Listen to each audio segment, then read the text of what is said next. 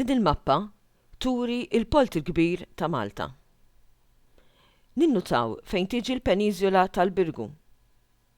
Peniżola hija biċċa art forma tal-sin li tkun imdawra bil-baħar minn 3 bnadi.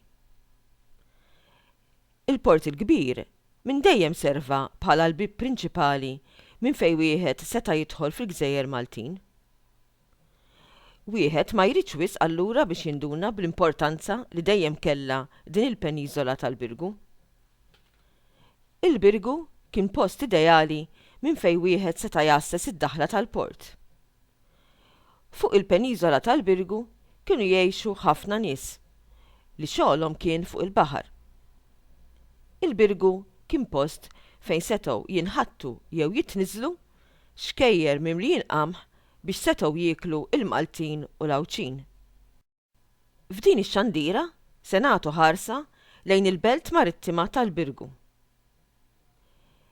Il-kelma marittima ġejja mill-kelma Taljana mare. Allura belt marittima tfisser belt ma' ġenb il-baħar.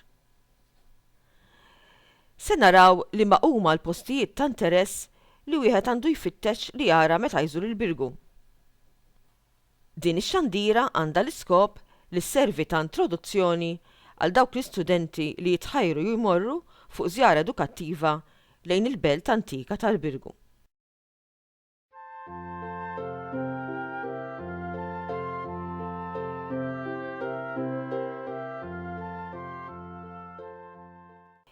Importanti li nsemmu kif għal 41 sena il-Birgu servit bħala l-belt kapitali tal-Gżejjer Maltin. Meta il-Kavallieri ta' San Ġwan ħadu l-kontroll tal-Gżejjer Maltin fl-1530, huma ma żammewx l-Mdina bħala l-belt ewlenija tagħhom. L-Mdina kienet il-bogħod mill-baħar u l-Kavallieri kellhom flotta żgħira li jridu jużaw kontinwament. Allura minflok ġewwa l-Mdina, il-Kavallieri marru joqogħdu l-Birgu. Fil-fatt, ġewwa l-Birgu insibu sptar tal-Kavallieri, insibu bereċ jew palazzi, insibu d-dar tal-Gran Mastru, u nsibu wkoll il-Knisja konventwali. L-aqwa mument tal-Birgu kien fl-1565, meta l-Kavallieri ta' San Ġwan u l-Maltin żammew sodi kontra l-qawwa tat-Torok Ottomani. Il-Birgu ma waqax f'idejn l-għadu, għalhekk il-belt bdiet tissejjaħ ċittà Vittorjosa li tfisser belt rebbieħa. Il-pjazza prinċipali tal-Birgu għadha tissejjaħ Misraħ ir-Rebħa sal-ġurnata tal-lum. Iż-żjara tagħna sal-Birgu tibda minn ħdejn il-bib prinċipali li qiegħed in-naħa ta' Bormla. Minn ġoswar li kien hemm bejn il-Kavallier ta' San Ġwan u l-Couvreport, ġiet mgħoddija triq biex it-traffiku għal ġol Birgu jgħaddi aħjar.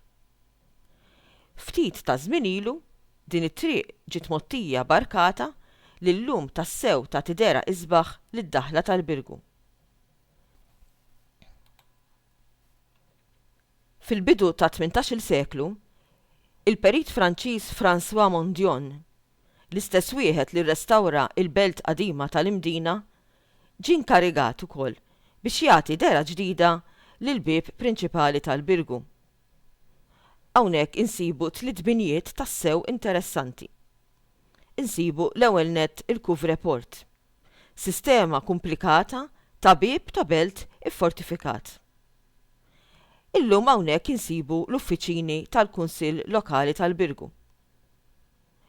Ma' ġenbu mbagħad insibu l-bib ta' Provence. Il-Kavallieri Franċiżi kienu inkarigati mid-difiża ta' din il-parti tal-Birgu. In-naħa l-oħra tat-triq imbagħad insibu il-Kavallier ta' San Ġwan li kien jilqa' ġo fih is-suldati tal-Assa.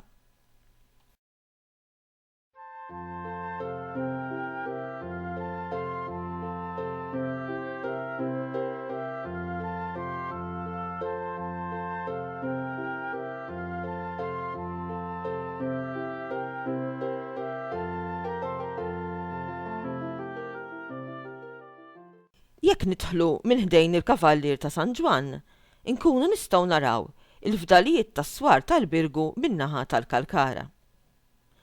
Diġà semmejna kif il-kavallieri ħadu l-kontroll tal-Gżejjer Maltin fl-1530.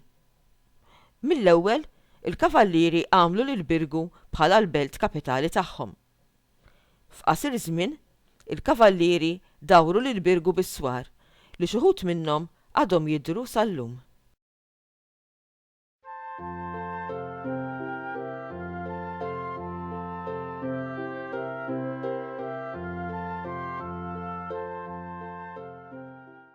Nibdew deħlin ġol Birgu u ninżlu minn triq il-Mina.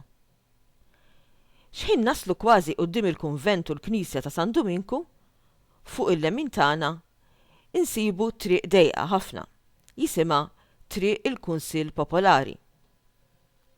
Fuq ġewwa ta' din it-triq insibu bini antik li darba kien jintuża bħala università. X'kienet propja l-università? Kienet post fejn jiltaqa' il-Kunsill Popolari.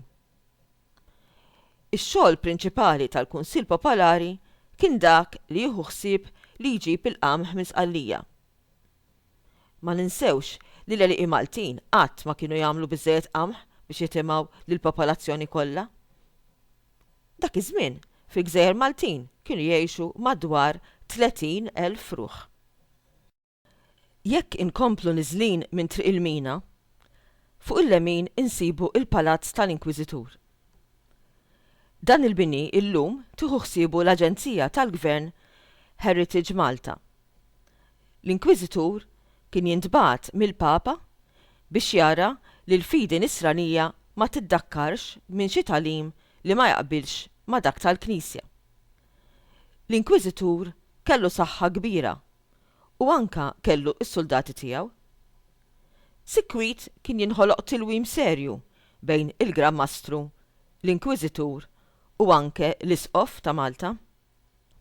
L-aħħar Inkwiżitur f'Malta tkeċċa minn Napoljun u l-Franċiżi meta dawn keċċew lill-kavallieri minn Malta fis-sena 1798.